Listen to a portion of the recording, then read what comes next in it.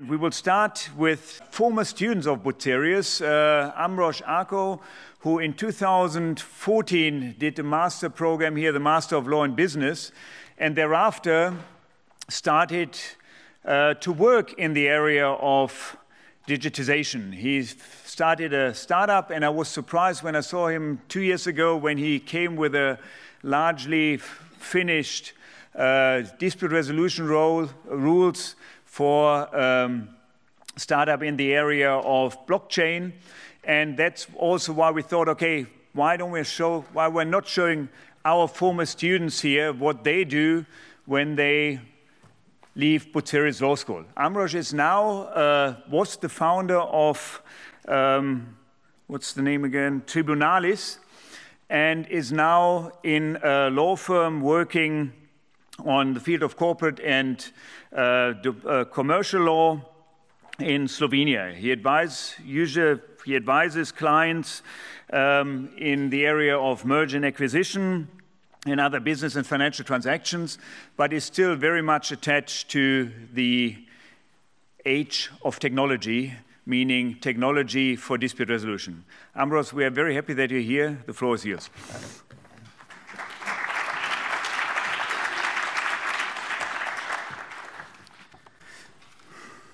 Yeah, good afternoon, everyone. And thank you to Bucerius and Professor Kroll for inviting me to this event. So as Professor Kroll kindly introduced me, I am Ambrož Arko. I'm an associate at Novak Law firm based in Ljubljana, Slovenia, but I'm also the founder of Tribunalis project.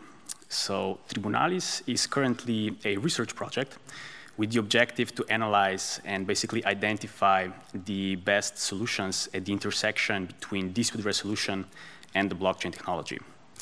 But perhaps before we dive a bit deeper, can I see maybe a quick show of hands? How many of you actually have an idea how smart contracts work or how basically blockchain works?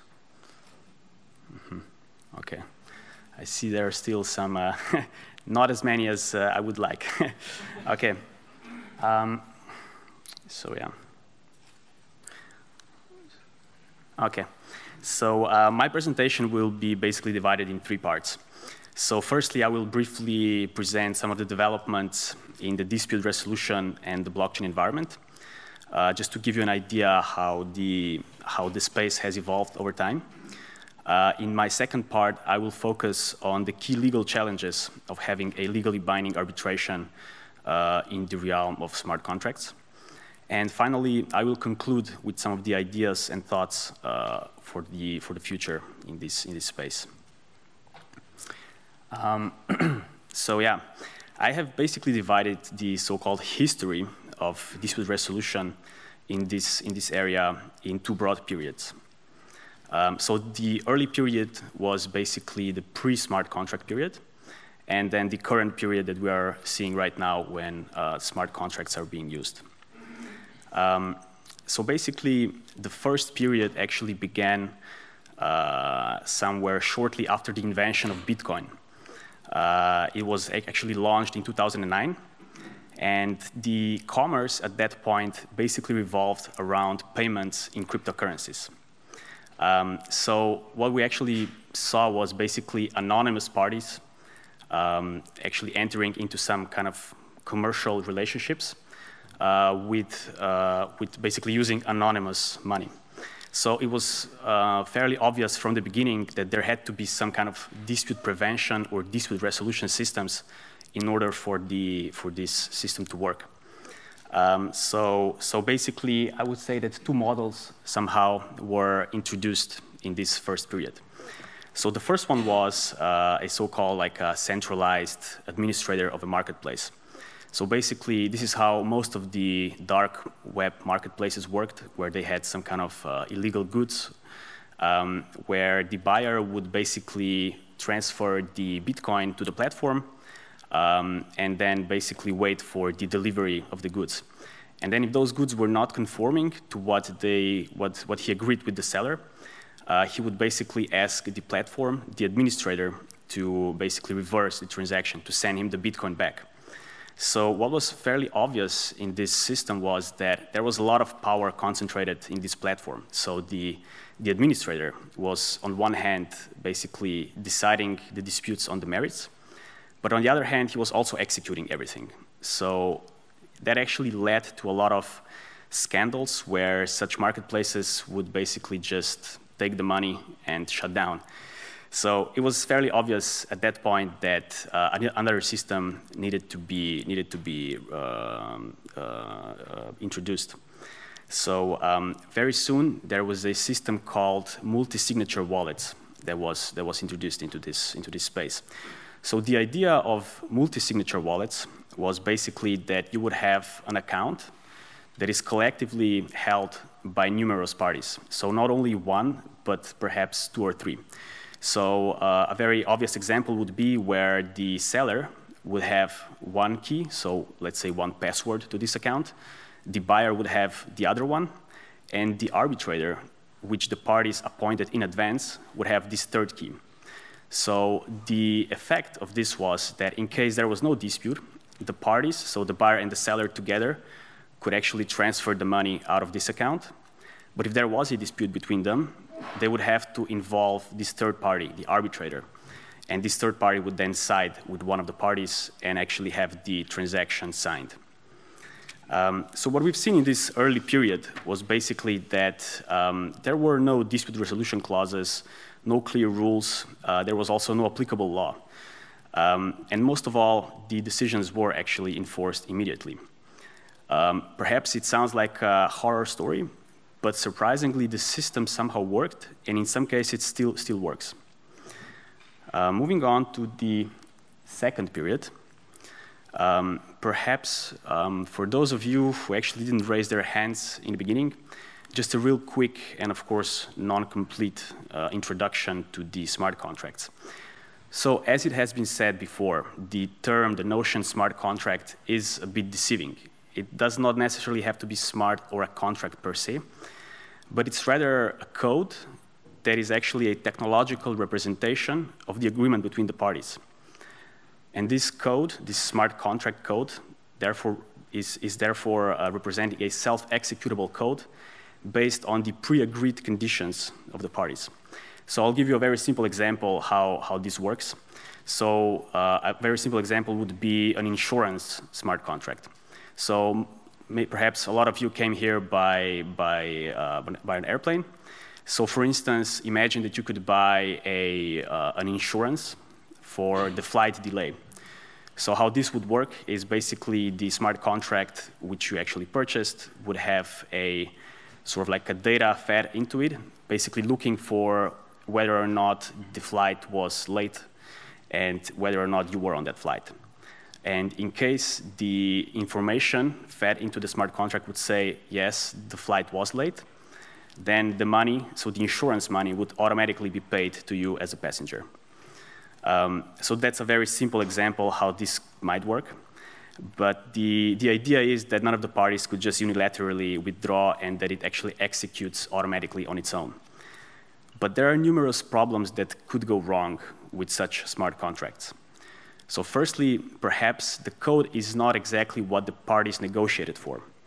So secondly, perhaps the data that is being fed into this smart contract, so in our case, the time delay, the time schedule, is somehow corrupt or unreliable. Maybe if we have a contract about the delivery of goods, perhaps the goods were not conforming to what the parties agreed upon, and there is no way for the smart contract to actually verify if the goods are conforming or not. So it's an event that happens like in the real life of the blockchain. Or perhaps there are some strictly legal reasons rendering such a contract null and void. For instance, the parties did not have the capacity to enter into an agreement, or perhaps the subject matter is not permissible. So obviously, some of the outcomes of these detrimental cases cannot be anticipated upfront. So there needs to be a mechanism how to resolve disputes which arise out of such smart contracts. Especially, there needs to be a way how to basically have applicable law and jurisdiction set in advance. So in this second period, what we've seen is basically, on one hand, very innovative decentralized systems. And one example, for instance, is a platform that offers so-called crowd arbitrations. And it basically allows anyone to be appointed as an arbitrator. The only condition is actually to pledge some kind of monetary funds, like in Bitcoin or in some other tokens. And the catch is that the more of these funds that you stake, the higher your chances to getting appointed as an arbitrator. So the idea here is like a game theoretic concept that so the idea is basically if you are sure of your knowledge and skills as an arbitrator, you will also stake more money in order to get appointed and then decide as a majority vote. The thing is that this system also penalizes arbitrators. So what it basically does is it always looks at the majority decision, and the arbitrators who had a dissenting opinion and did not decide as a majority but were rather in a minority, they would actually lose their stakes.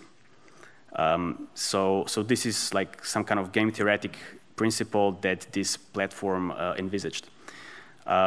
So on the other hand, we've also seen some attempts to introduce mechanisms which are more in line with the standards of the today's due process.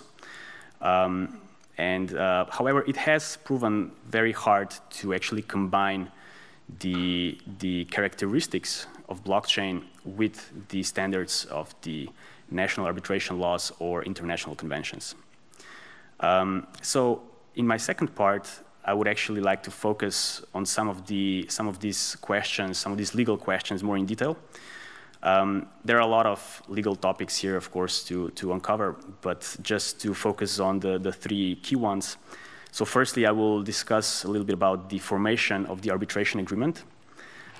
Secondly, I would like to touch upon some issues of the arbitration procedure itself. And finally, I would like to conclude with the award and its enforceability.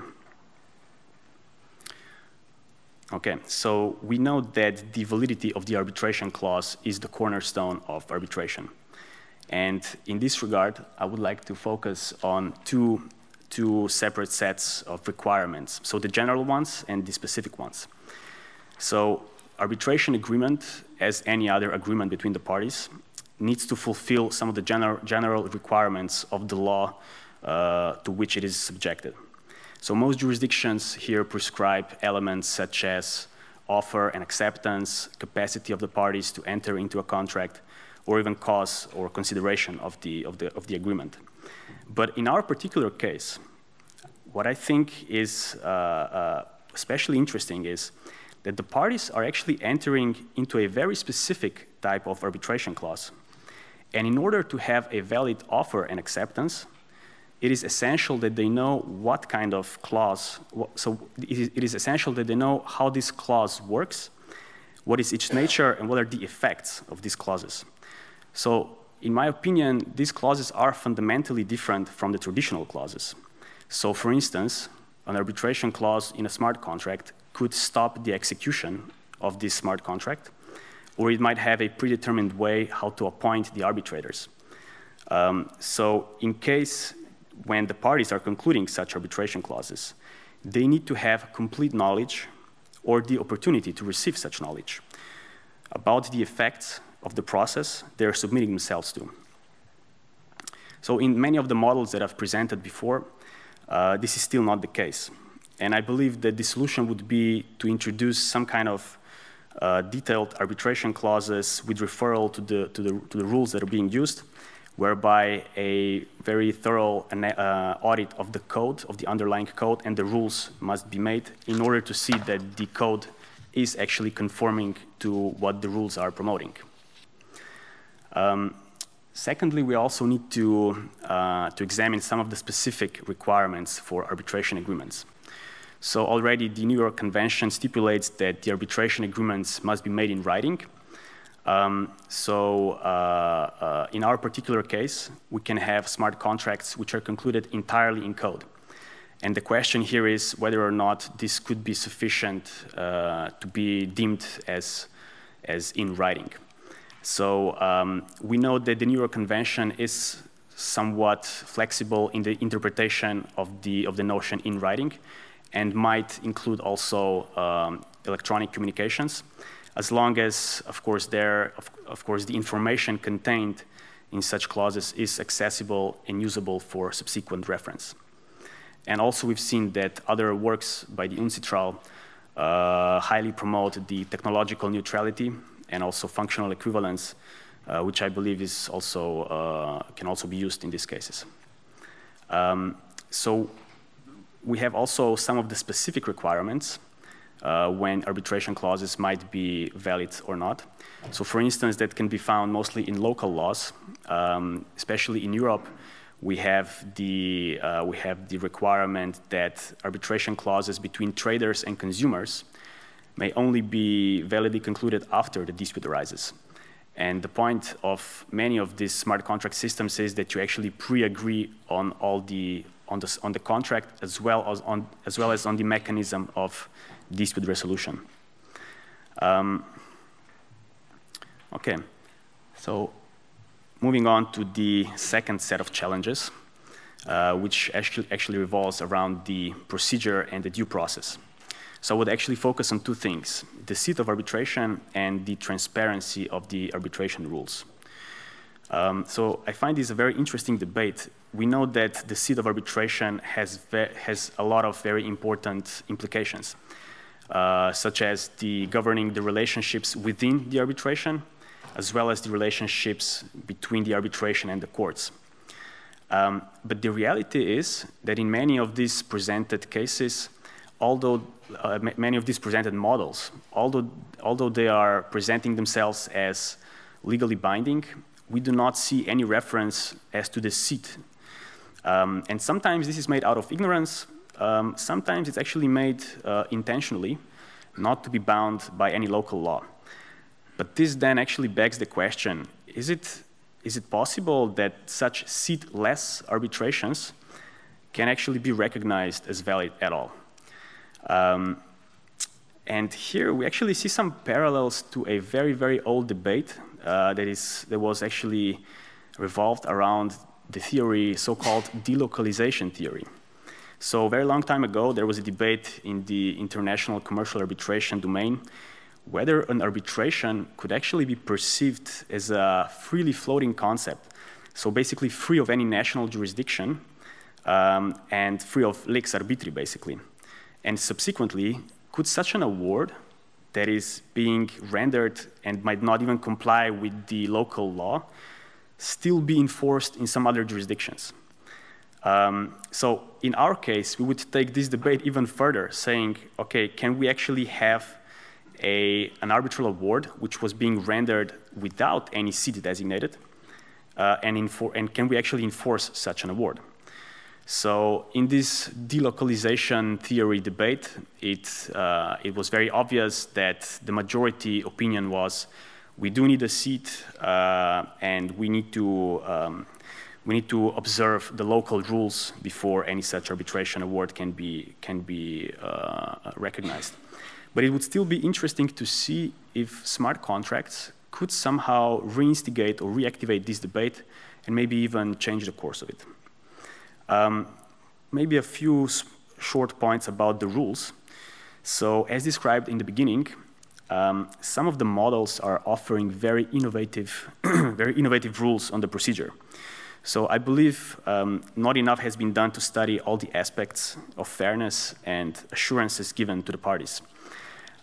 So for instance, as mentioned earlier, this one provider that offers these crowd arbitrations, and the arbitrators are basically appointed based on the amount that they stake. There is a lot of issues with that, but for instance, one of these is if these arbitrators are anonymous and they can actually influence the way, or they can actually influence their own appointment, is there probably a big chance that there might be some vote buying happening where one arbitrator with a lot of money could actually stake and get appointed and basically then collaborate with one of the parties and always rule in favor of this party. So I believe these innovative systems are not putting enough emphasis on thoroughly examining their rules. So there's still much to discuss there.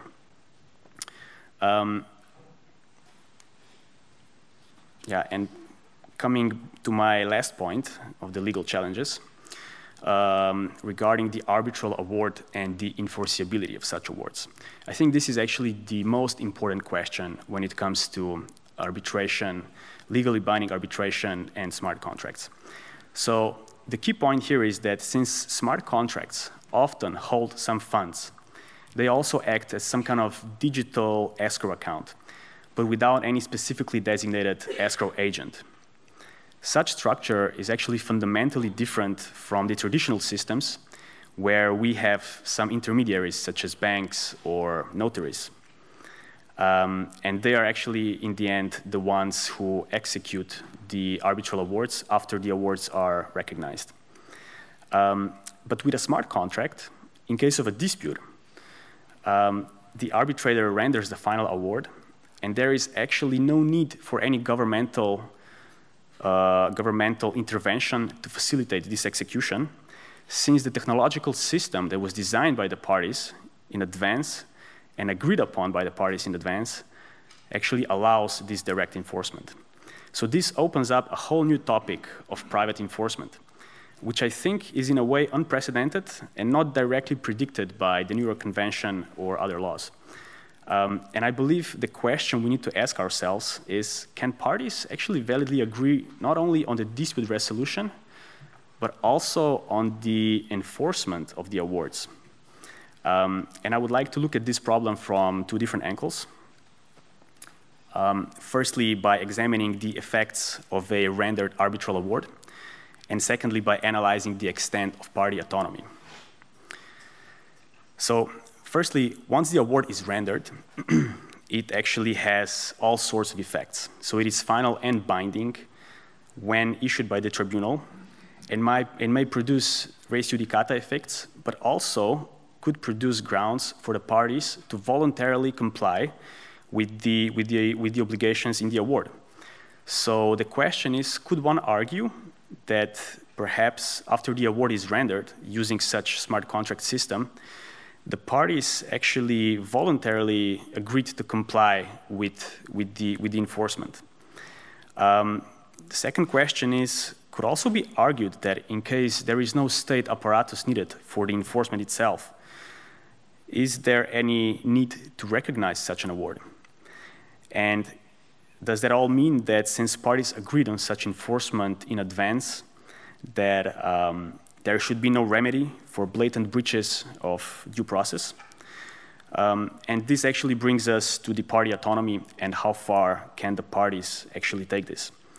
Well, we've seen that party autonomy is very important in arbitration, but it's not absolute and is often limited and corrected by the state powers, mostly based on policy reasons.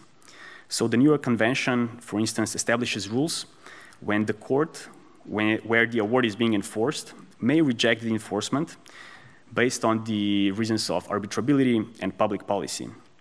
And it seems that the idea of the whole New York Convention is that the parties should have the right to court recognition and annulment before any enforcement actually occurs. So what is interesting in our case is that the enforcement might happen in a decentralized system. So in a system where there is no court and where there is no court where the award is being enforced. And this is something that is also not directly predicted by the New York Convention, but still, in my opinion, the conclusion is that in order to have a final and binding award, which is compliant with the standards of the New York Convention, the parties need to have the right to resort to a court for a review and potentially annulment of such an award before any enforcement actually occurs. If not, then there is a chance that the award will somehow subsequently be found invalid. So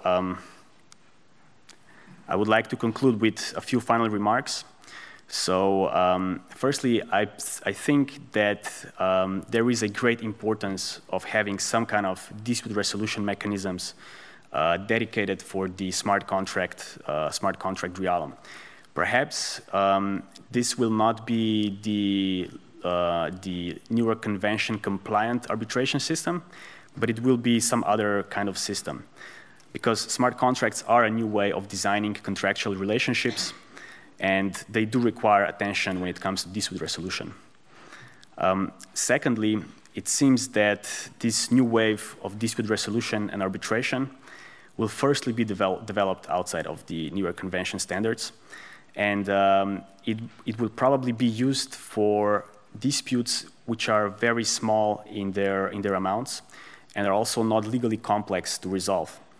And the platforms that are developing this are actually tapping some kind of unaddressed market. So there is no market for disputes which are below 500 euros. But in case where somebody might get a very quick and cheap resolution of it, perhaps this will prevail over the high cost fairness and court review. So time will tell how this will play out and how courts will then in the end see such processes. And finally, I also think that we need to find some ways to work with the existing body of law and not against it. So perhaps we could think of some ways how to actually include the courts into these smart contract systems and basically how to somehow design a communication channel where when the arbitration award is being rendered, before it is enforced, that there should still be an opportunity for a party to have a court to review the award before the enforcement. Thank you very much for your attention and looking forward for some questions.